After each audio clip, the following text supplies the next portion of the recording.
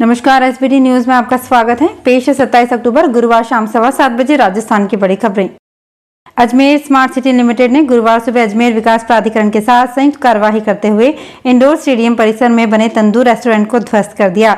Restaurant को अवैध मानते हुए नगर निगम ने भी पिछले दिनों 30 सितंबर को रेस्टोरेंट संचालक को 3 दिन में खाली करने का नोटिस जारी किया था, लेकिन रेस्टोरेंट संचालक यशपाल सिंह ने 1 अक्टूबर को अदालत में याचिका दायर कर निगम के आदेश पर अदालत से स्टे आदेश प्राप्त कर लिया था। अदालत में दोनों पक्षों को सुनने के बाद और पत्रावली का अवलोकन करने के बाद नगर निगम को मूल वाद का निस्तारण होने तक किसी भी प्रकार की बेदखली की कार्यवाही नहीं करते हुए यथास्थिति बनाए रखने के आदेश दिए गए थे। राजस्थान के पुलिस महानिदेशक एमएल लाठर ने पुलिसकर्मियों को दीपावली की शुभकामनाएं देते हुए पुलिस की समृद्ध परंपराओं के अनुरूप कर्तव्य परायणता से कार्य करने का आह्वान किया है। श्री लाठर आज यहां पुलिस मुख्यालय में आयोजित दीपावली स्नेह मिलन समारोह में बोल रहे थे। उन्होंने गत समय में पुलिसकर्मियों द्वारा किए गए उत्कृष्ट कार्यों की सराहना करते हुए कहा कि निष्ठापूर्वक कार्य करके ही समाज में सम्मान अर्जित किया जा सकता है। राजस्थान में विंटर सीजन से 20 दिन पहले ही ठंड आ गई है। सुबह और रात के वक्त सर्दी की शुरुआत हो गई है। एक दिन पहले सीकर में रात का तापमान 10.5 डिग्री सेल्सियस पहुंचने के बाद गुरुवार सुबह मौसम विभाग की रिपोर्ट में हनुमानगढ़ के संगरिया में न्यूनतम तापमान 10.1 डिग्री सेल्सियस रिकॉर्ड किया गया है। चित्तौड़गढ़ में 13.7 डिग्री टेम्परेचर रिकॉर्ड किया गया है। चूरू में 14.5, अलवर और करौली में 15.2 डिग्री सेल्सियस तापमान रिकॉर्ड किया गया है। करौली की कोतवाली पुलिस ने बैंक में नकली नोट जमा करने के मामले में 2 आरोपियों को गिरफ्तार किया है। आरोपियों ने इस बैंक में 10 लाख की डीडी बनवाने के लिए कैश जमा करवाया था, जिसमें 500 रुपए के 14 नोट नकली निकले थे। इसके बाद बैंक मैनेजर ने आरोपियों के खिलाफ केस दर्ज करवाया था। पुलिस ने बुधवार देर रात को दोनों आरोपियों को गिरफ्तार कर लिया। गुरुवार दोपहर को आरोपियों को कोर्ट में पेश किया और 2 दिन के रिमांड पर लिया है। चूरू में सर्दी की दस्तक के साथ ही अस्पताल में सर्दी जुकाम के रोगियों की संख्या भी बढ़ने से रजिस्ट्रेशन और दवा वितरण काउंटर पर लंबी कतार लगी नजर आई। सर्दी की दस्तक के साथ ही सर्दी जुकाम के रोगियों की संख्या भी बढ़ने लगी है। दीपावली पर्व पर 3 दिन की छुट्टी के बाद गुरुवार को अस्पताल में रोगियों की काफी भीड़ रही। मरीज रजिस्ट्रेशन काउंटर और दवा वितरण केंद्र पर रोगियों की लंबी लाइन लगी रही। अस्पताल में डॉक्टर्स चैम्बर में रोगियों की भीड़ काफी रही।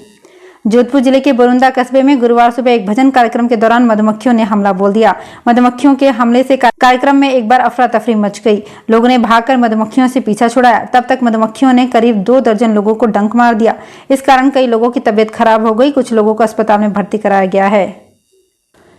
विश्व प्रसिद्ध पुष्कर मेले में पशु मेले के आयोजन पर राज्य सरकार द्वारा लगाई गई रोक के विरोध में भारतीय जनता पार्टी द्वारा गुरुवार को अजमेर कलेक्ट्रेट पर प्रदर्शन किया गया। प्रदर्शन के बाद जनप्रतिनिधियों ने जिला कलेक्टर अंशदीप को मुख्यमंत्री अशोक गहलोत के नाम ज्ञापन दिया। ज्ञापन के जरिए जनप्रतिनिधियों ने अंतर्राष्ट्रीय पुष्कर मेले में पशु मेले के आयोजन पर लगाई गई रोक को हटाने की मांग की है। सांसद सीपी जोशी के बर्थडे पर 4 नवंबर को एक विशाल मेडिकल कैंप का आयोजन जयपुर के गांधीनगर के मेवाड़ गर्ल्स कॉलेज में किया जा रहा है। यह कैंप चित्तौड़गढ़ सेवा संस्थान और RK HIV AIDS research and care centre Mumbai द्वारा किया जाएगा। इस कैंप के लिए देश के जाने माने 60 डॉक्टर अपनी टीम के साथ यहां मौजूद रहेंगे। इस कैंप में 200 डॉक्टर और 200 नर्सिंग स्टाफ भी रहेंगे। राजस्थान में झुंझुनू जिले में आबकारी विभाग द्वारा ठेकेदारों से बकाया 62 करोड़ 85 लाख रुपए की वसूली के प्रयास तेज कर दिए गए हैं। राजस्थान राज्य पथ परिवहन निगम आगामी 6 नवंबर को होने वाली वनपाल सीधी भर्ती परीक्षा 2020 के परीक्षार्थियों को निःशुल्क यात्रा सुविधा उपलब्ध कराएगा। निगम के आधिकारिक सूत्रों के अनुसार मुख्यमंत्री की बजट घोषणा 2021-22 की पालना में राजस्थान कर्मचारी चयन बोर्ड द्वारा 6 नवंबर को आयोजित परीक्षा के परीक्षार्थियों को साधारण एवं एक्सप्रेस बसों में निःशुल्क यात्रा सुविधा के आदेश जारी किए गए हैं।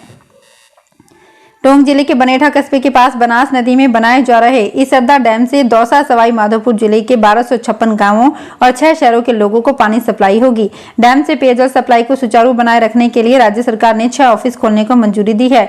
इन ऑफिस में सबसे बड़ा पद एडिशनल चीफ इंजीनियर का सृजित किया गया है। इन 6 ऑफिस में कुल 65 पद स्वीकृत किए गए हैं। अब जल्द ही ये ऑफिस अस्तित्व में आ जाएंगे। तो फिलहाल इस बुलेटिन में इतना ही। फिर हाजिर होंगे कुछ और बड़ी खबरों के साथ। अगर आप भी अपने आसपास की छोटी बड़ी और महत्वपूर्ण खबरों से अपडेट रहना चाहते हैं तो सब्सक्राइब कीजिए हमारे चैनल SBT न्यूज को और प्रेस कीजिए बेल आइकन पर।